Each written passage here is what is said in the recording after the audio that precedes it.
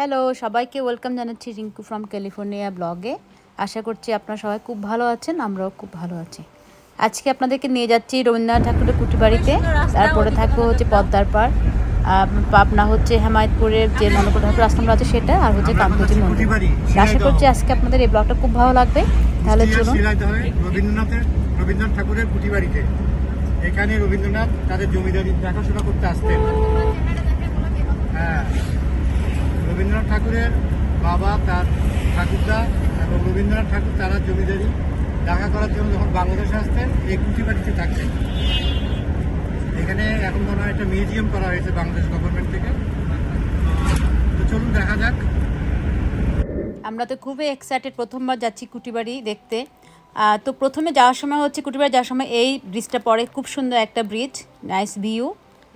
আর এ হচ্ছে গড়াই নদী।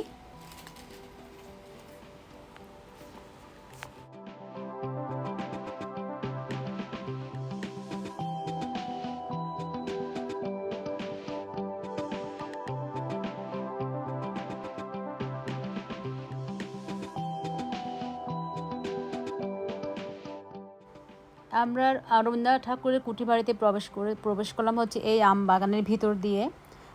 এটা আমার মনে হয় পিছনের সাইড হবে। যাই হোক, এদিক দিয়ে ঢুকছি, সুন্দর একটা বড় বিশাল একটা আমের বাগান। কিন্তু এখানে একটা ঘটনা হচ্ছে কি, আমার গোপ্রো ক্যামেরা এখানে ডিস্টার্ব করেছে মনে হচ্ছে, এডিট করতে গিয়ে সেটা বুঝতে পারলাম। সেজন্য আমার কোনো সাউন্ড আসে নাই এবং ভিডিওটা খুব স্লোলি আসছে। আমি খুব ফাস্ট আসছিল, আমি খুব স্লো করে দেখাচ্ছি, সেজন্যে খুবই দুঃখিত। সেজন্যে কুঠিবাড়িতে প্রবেশ করার জন্য টিকিট করতে হয়, বড়দের আর ছোটদের একটু আলাদা আলাদা প্রাইস। কুষ্টিয়া কুমারখালী উপজেলার শিলাদহ ইউনিয়নের খোরশেদপুর গ্রামে রবীন্দ্রনাথ কুঠিবাড়ি অবস্থিত এবং এই কুঠিবাড়িটি প্রায় 33 বিঘা আয়তনের উপরে নির্মাণ করে।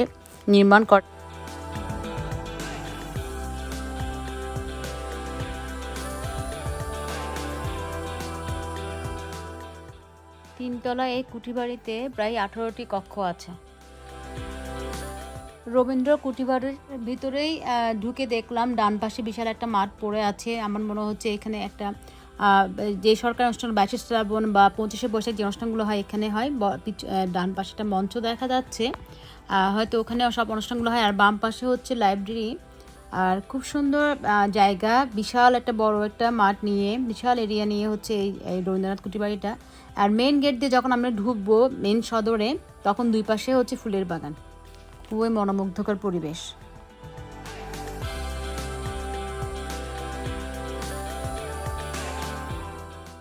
রবীন্দ্রনাথ ঠাকুর এই কুঠিবাড়ি থেকেই তিনি সোনারতরী, চিত্রা, চৈতালি গ্রন্থ লিখেন এবং গীতাঞ্জলি কাব্যের ইংরেজি অনুবাদ শুরু করেন।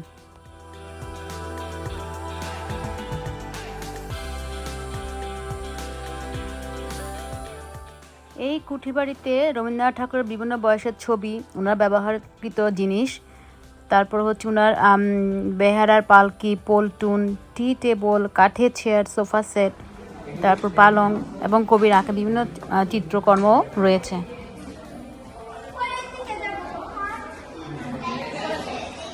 হ্যালো,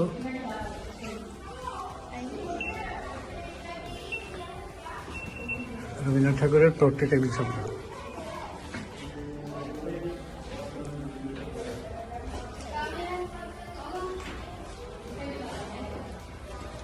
রবীন্দ্রনাথ লেখা ইংরেজি চিঠি দেখো, হ্যান্ড রাইটিং দেখো মামা।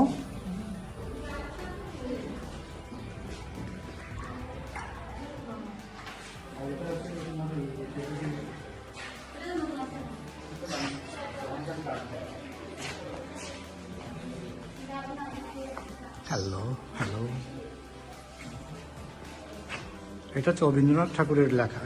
সোফাটা উনি ইউজ করতেন, এই সোফাটা, এই সোফাটা হ্যাঁ লেখা আছে।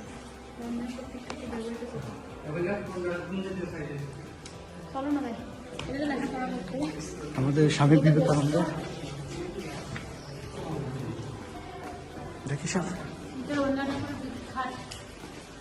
এটাতে এই খাটে তিনি শয়ন করতেন।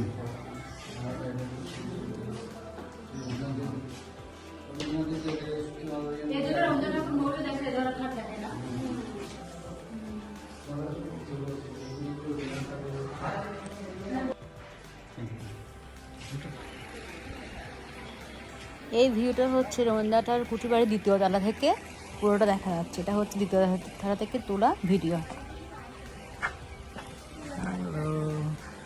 কেমন লাগছে? অনেক ভালো। খুবই ভালো লাগছে। রবীন্দ্র প্রেমীদের জন্য খুবই একটা আদর্শ জায়গা। এই হচ্ছে কিস্তি বলে এটাকে, এই কিস্তি। আর এটা পন্টুনের সিঁড়ি। হ্যাঁ, আর এই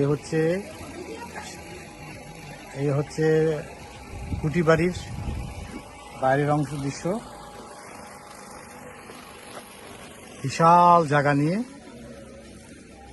পিছনেই গড়ায় বা পদ্মা নদী সম্ভবত।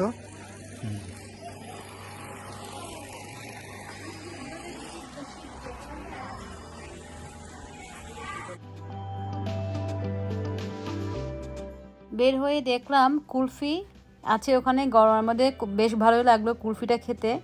কিন্তু ওই যে বলেছি আমার গোপ্রো ক্যামেরা মাঝখানে ডিস্টার্ব করছিল, বুঝতে পারিনি সেই জিনিসটা, সেটা পরে বুঝতে পারলাম যে গোপ্রোতে কোনো ক্যামেরাতে কোনো সাউন্ড ছিল না বা ভিডিওটা খুব স্লোলি আসছে, তো কিছুই বোঝা যায় না আমরা কি বলছিলাম। আম গাছে ফুল আসছে। হ্যাঁ,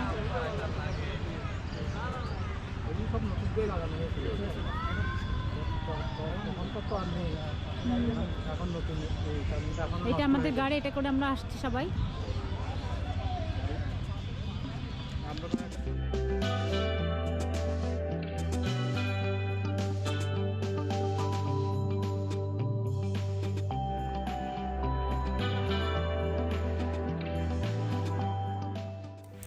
আমরা এখন সবাই যাচ্ছি হচ্ছে লালন সেতু উপর দিয়ে, লালন সেতু পার হয়ে যাব পদ্মা নদীর পাড়ে। তো চলুন তাহলে।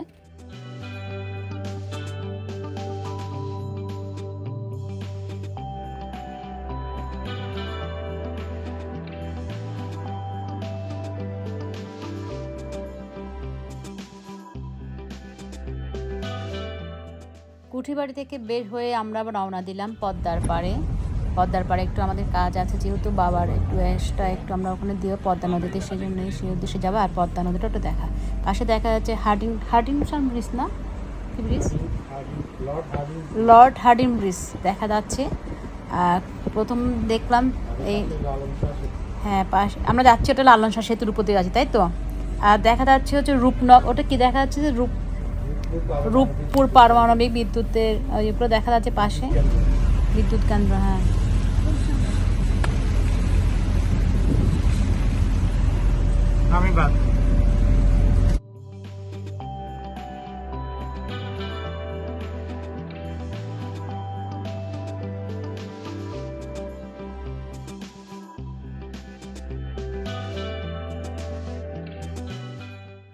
ব্রিজটা কি সুন্দর, একবার দেখুন সবাই, কি যে সুন্দর দেখতে লাগছে ব্রিজটা।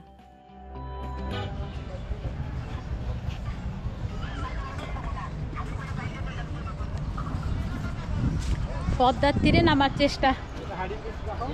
হ্যাঁ, নামটা অনেক কঠিন, আমার দাঁত ভেঙে যাচ্ছে।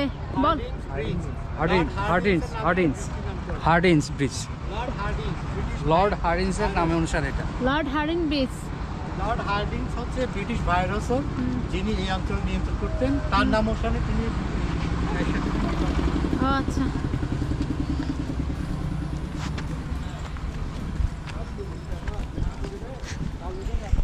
আমরা এখন যাচ্ছি পদ্মার তীরে। বাবার কিছুটা আমরা নিয়ে আসছি পদ্মাতে দেওয়ার জন্য। হ্যাঁ, এই যে কই, এই যে কিছুটা অ্যাশ নিয়ে আসছি আমরা, শুধু বাবার কর্মজীবন এখানে এবং এবং বাবার শেষ জীবনের ছাইটাও এখানে আমরা দিয়ে যাচ্ছি। বিশেষ করে এই উদ্দেশ্যে আসা এখানে। তো চলুন তাহলে।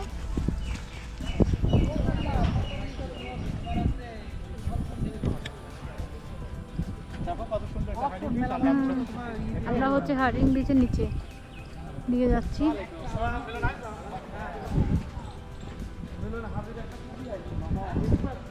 মামা কি নিবে দেখো।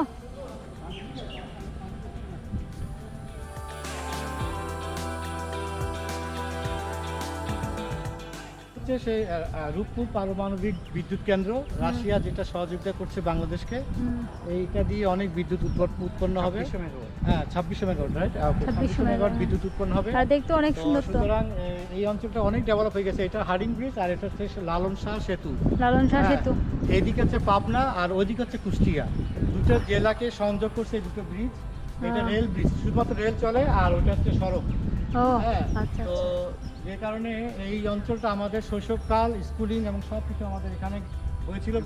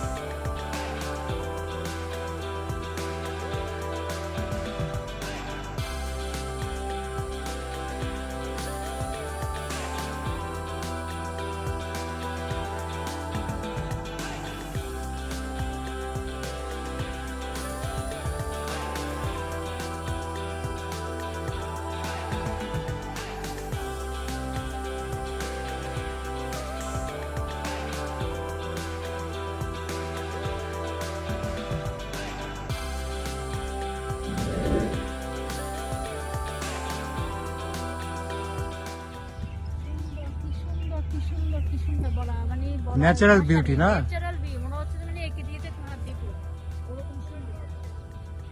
ওয়াও, অসাধারণ। এটা হচ্ছে Harding bridge, lord Harding bridge, আর এটা হচ্ছে লালন শাহ সেতু। এটা হচ্ছে রেল ব্রিজ, আর এটা হচ্ছে সড়ক সেতু। লালন সেতু বলে না? হ্যাঁ, সড়ক সেতু আর কি, মানে এটা লালন মরমী কবি লালন শাহের নাম অনুসারে এই সেতুটির নাম। আর ওই হচ্ছে রূপপুর পারমাণবিক বিদ্যুৎ প্রকল্প পিছনে, ওটা কি সব দেখা যাচ্ছে, খুবই সুন্দর। আপনাদের সঙ্গে একটু শেয়ার করলাম। রিঙ্কু ক্যালিফোর্নিয়াতে, রিঙ্কু ফ্রম ক্যালিফোর্নিয়াতে আপনার ওই পেজে গিয়ে দেখতে পারবেন। থ্যাংক ইউ রিঙ্কু, এত সুন্দর জায়গা নিয়ে আসার জন্য। Thank you, thank you, thank you. আর এইটা হচ্ছে মা গঙ্গারই একটা অংশ, পদ্মা। এই পারে পদ্মা, ওই পারে গঙ্গা। সেই ভূপেন হাজারিকার গান, পদ্মা আমার মা, গঙ্গা আমার মা। এই হচ্ছে সেই পদ্মা, ওই পারে গঙ্গা, মা গঙ্গা। বাবাকে এখানে শেষ বিদায় জানালাম আজকে। তার চিতাভস্য অস্থি এখানে বিসর্জন দিলাম। সবাই প্রার্থনা করবেন বাবাকে, বাবা যেন স্বর্গবাসী হয়। সবাই ভালো থাকবেন। সবাইকে অনেক অনেক ধন্যবাদ এতক্ষণ আমার সাথে থাকার জন্য। সবাই খুব ভালো থাকবেন, সুস্থ থাকবেন। আবারও দেখা হবে আরেকটা ব্লগে। আমি কন্টিনিউ করব পাবনার হেমায়তপুরের যে অনুকূল ঠাকুর আশ্রম এবং কান্তজির মন্দির দিনাজপুরে, সেটা।